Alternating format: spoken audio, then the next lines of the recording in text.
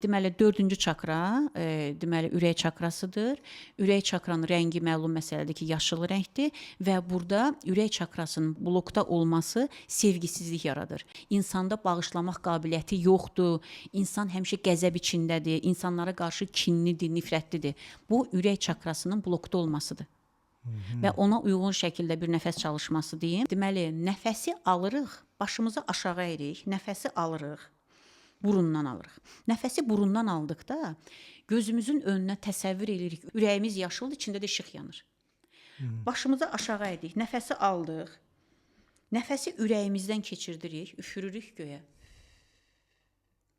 Yuxarıdan nəfəs aldım burundan, ürəyimdən keçirdirəm, üfürürəm yerə. Bu nəfəs sırf ürək çakrasını açmaq üçündür. Adı sevgi nəfəsi gedir.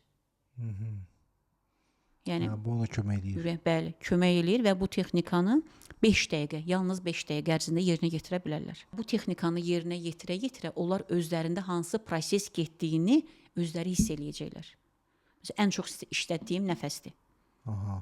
Bunu, məsəl üçün, ürək problemi olan insanlar da işləyə bilər. Ürəyində problem olanlar. Yəni, bu sırf 4-cü çakranı açmaq üçündür. Blokdan çıxartmaq üçündür.